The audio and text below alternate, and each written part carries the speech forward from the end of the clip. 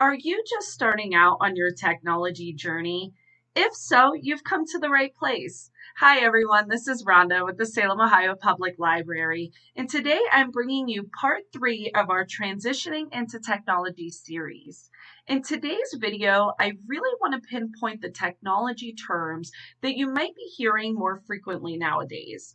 I also want to explore the desktop and help you get a better understanding as to what the icons are and what the desktop might be used for. To get started, I am going to just briefly review some computer terms that you can find in every computer. Now, I want to remind you that this stuff can really seem overwhelming sometimes, and that is not my goal here today.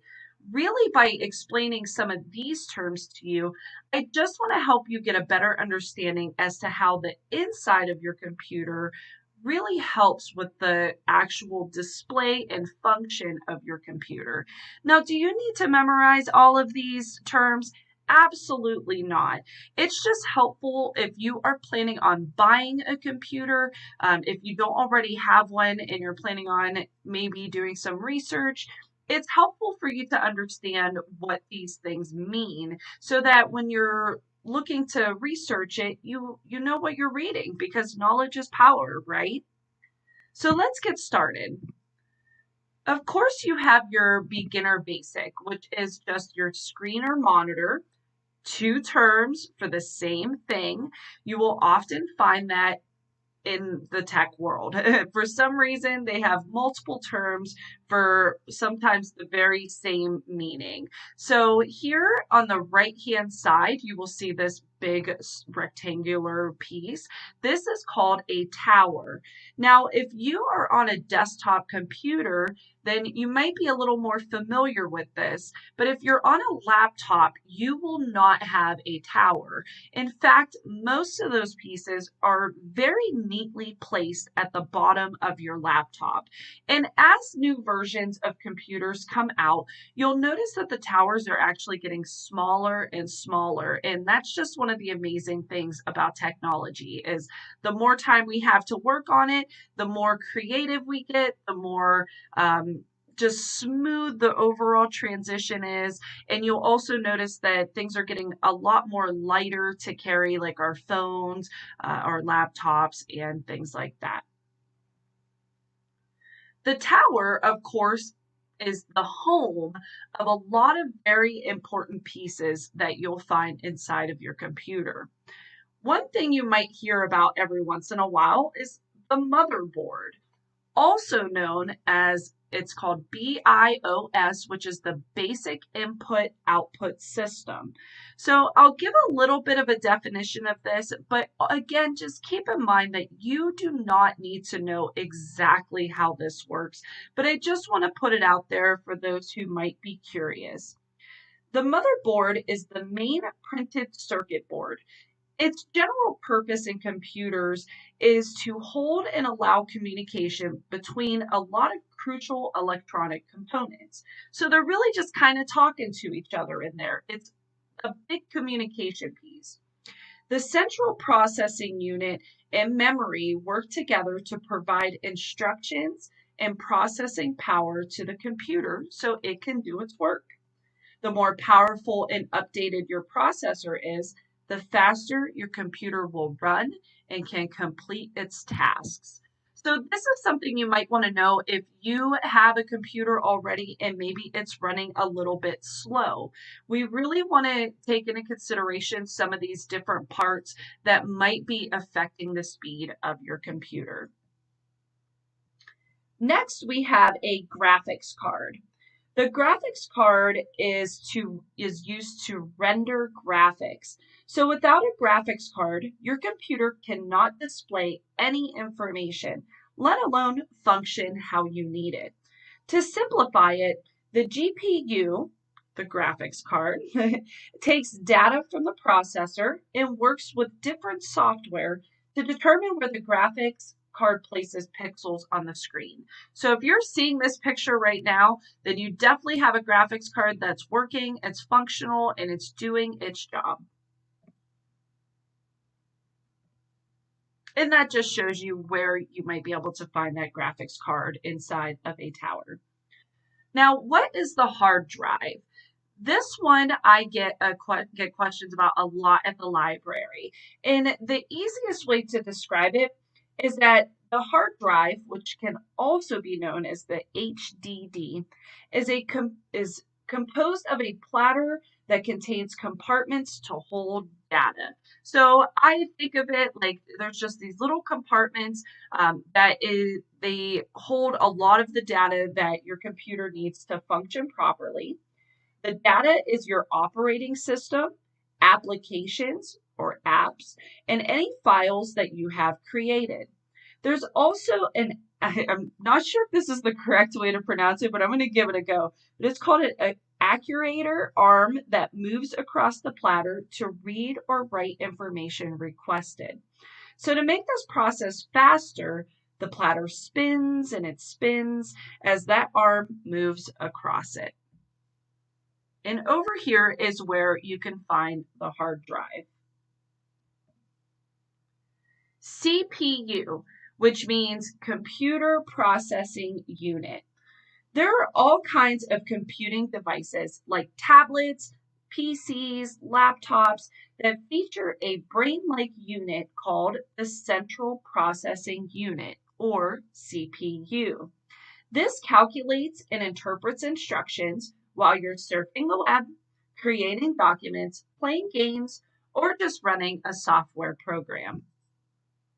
And that is what it looks like.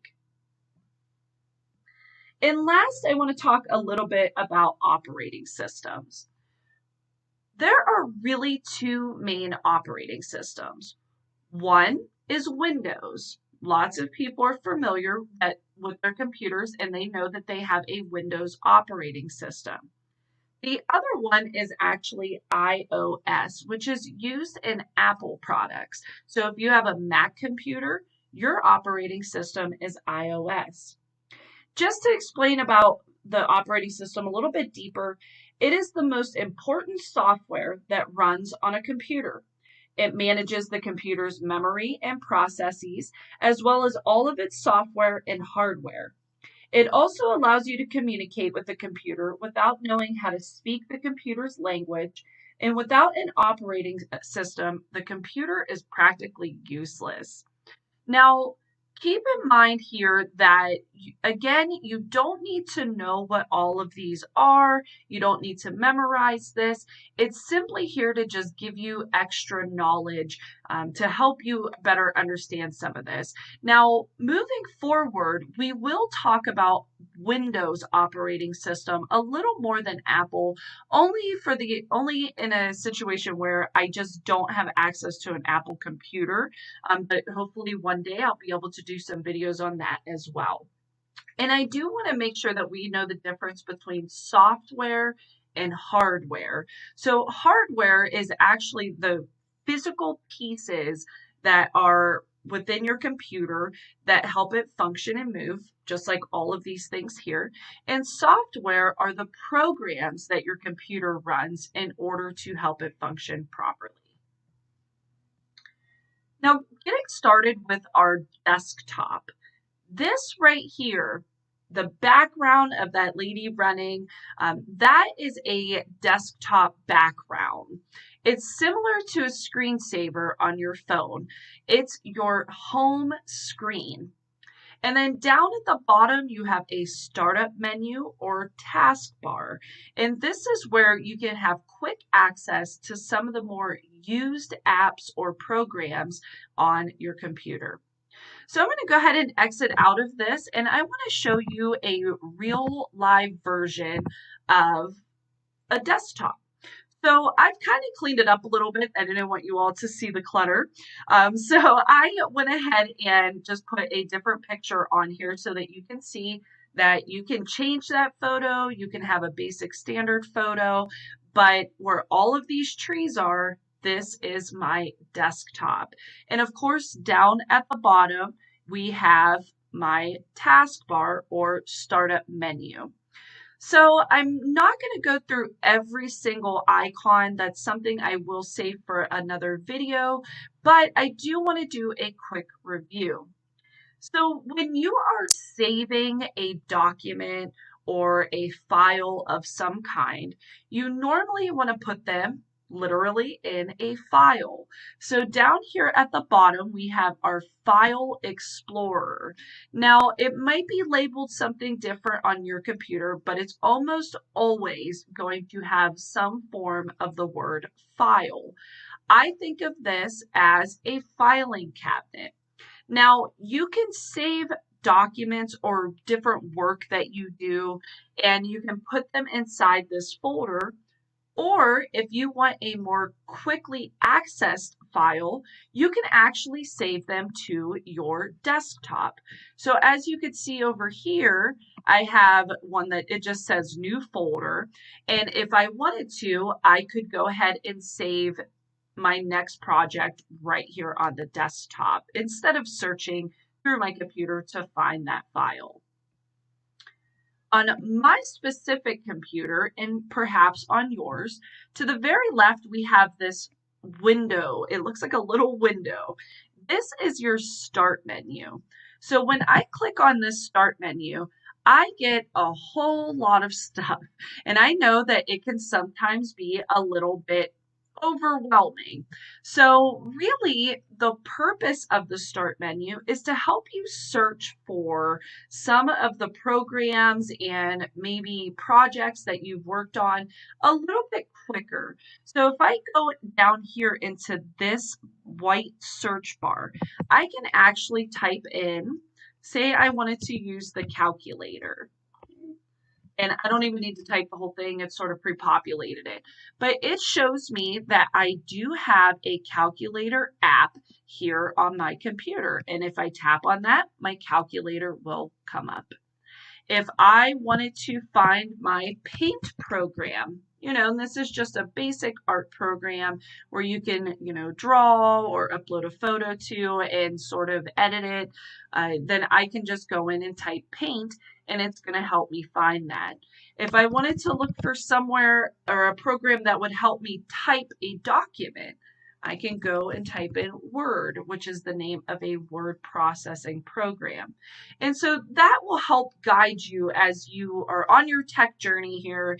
It'll help you find things a little bit easier and quicker. So moving along, I just have a store here. This is a Microsoft store, and Windows works in tandem with Microsoft most of the time, and you can buy apps or different programs that you might want to use through the Microsoft store if you choose to. And here I have my Google Chrome, which is a web browser or a search engine. Now, it's the same exact thing, they're just explained in two different ways. So what this is the icon that you're going to click on when you want to find out something on the internet. So if you are trying to look up the latest sports scores or the weather, or maybe you need a virtual encyclopedia, maybe you're doing some research, maybe you just want to catch up on last week's, program that you missed at, at home on TV. This is where you're going to go for that. This is, in general, the most used icon on most computers. So again, just a reminder, that's called a web browser or a search engine. And now I specifically have Google Chrome, and here's another one right over here called Microsoft Edge. That's the newest one. So there are a lot of browsers out there. There's Safari, which is used for Apple and iOS. There's Mozilla Firefox. So we have Google Chrome, we have Internet Explorer. There's just a plethora of them out there. So if anyone ever asks you, what kind of browser do you use? Or what search engine do you use? You'll now know that that is asking you, what do you use to search the internet? The easiest way to remember that is if you're thinking web browser, literally reverse it, browsing the web. Okay, everybody, I think that that's enough information for today's video. I definitely think it's easier to learn about technology in increments because there's just so much going on that sometimes you aren't quite able to memorize everything. So please feel free to rewind and pause and take notes, as most of us learn a little bit better if we either take notes or if we have a repetitive pattern. And I highly suggest you go to a place that has a computer you can use, like the library, or if you have one at home, feel free to start it up and just see what you have on your taskbar there. Just get used to searching your startup menu and getting a better understanding as to what some of those features there are.